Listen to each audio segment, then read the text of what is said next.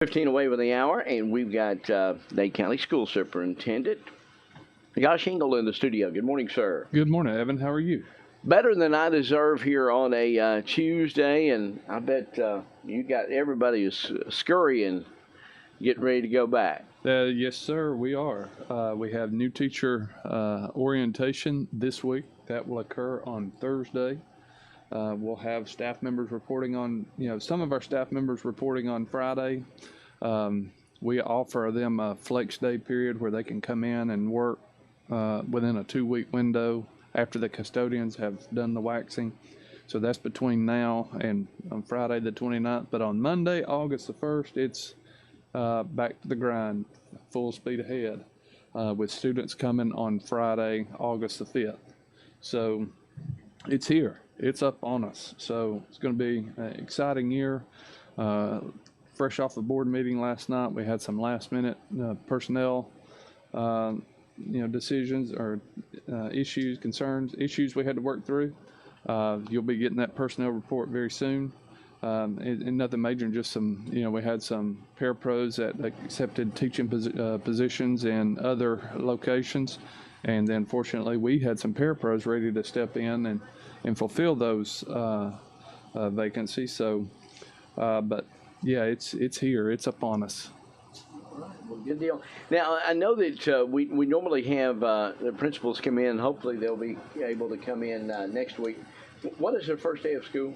Friday, August 5th is the first day for students. Well, maybe next Tuesday we can just alert everybody if there's any changes on bus schedules, if there's any changes. We do know, and I guess we need to go ahead and mention this, the fact that we're back to a regular lunch pricing schedule. Yes, you are exactly correct. Jennifer Bowden is our school nutrition coordinator. USDA over the last couple of years during the COVID pandemic allowed all students to eat breakfast and lunch for free. USDA has not, at this time, extended those waivers, which means we are back to the old way of doing things where parents fill out the free reduced application, submit that back to the school, and then our school nutrition department will determine, will review those and help make those determinations. So all of those applications are available online, but we'll also be sending those out, on the first day of school. One other thing that I want to mention, particularly about school safety, is, we had a big safety meeting back on July 6th. And since then, several of our officers have done some walkthroughs of the buildings. And then, as it stands right now, on August the 4th, during in-service at some point, we'll be working with the Sheriff's Department, Fire, EMS, EMA, but we will be conducting an active safety drill here in the community. Not exactly sure on which school and which time just yet, but there will be an active safety drill taking place. So just kind of. And so you don't know what day or anything like that? It's on August the 4th. August the 4th. It'll be August the 4th. We just hadn't identified the specific school or the specific time. And this is prior for the students returning. Yes, prior to the students arriving, we want to make sure our teachers know how to respond in the event we had a safety emergency. So all of our staff members will be involved. So that will take place on August the 4th. It will be an active safety drill. So there will be some activity with law enforcement, fire, EMS going on. Right. But we will be it will be just a drill, and I'll be sending out a text message regarding that as as time gets closer.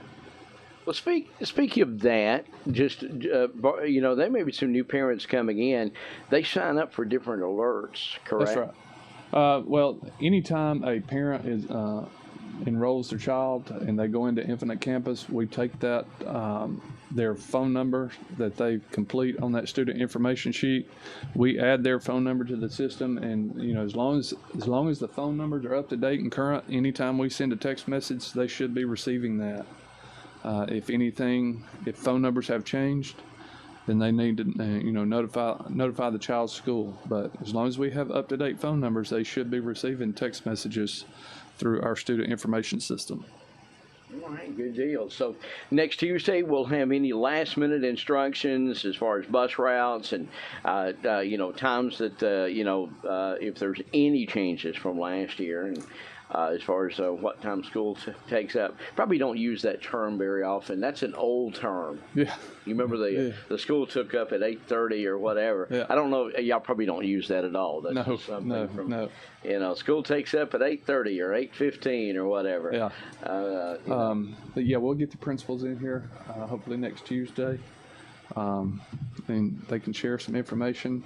If we can't get them all four, within this time frame, then perhaps we might have two come next Tuesday, and then the two come after Tuesday, after we've kind of started the school. But we know once school starts, during those first, couple weeks, traffic is going to be a nightmare in Trenton. And that really affects everybody, whether you have kids in school or not. You need to be aware that come next Friday, it's not going to be easy to motivate. That's right. Yeah, and that's just until things get until things get settled. Right. Well, I mean, and if you've been around here anywhere close, you know how that's going to be. For really the first 3 or 4 days until it starts to level out a little bit. That's right. All right. Anything else that you can think of that we need to know as of this week? As far as this week, we have our first millage rate hearings starting today at 5 o'clock. That's open to the public. So the board. We have some whole board training going on today, and then at 5, we'll have our first of 3 millage rate hearings, and it is our intent to roll the millage rate, lower the millage rate from 14.388 to 14.2. That's what our budget was. That's how our budget was prepared, based off of the information that we had at the time. We were projecting a 3% increase in the tax digest, but after our budget was approved, we received the tax digest, and based on the information that we have at this time, the recommendation will be to lower the millage rate from 14.388 to 14.2. All right, good. And when is that going to take place this week? That'll take place at the board office, 5 o'clock today.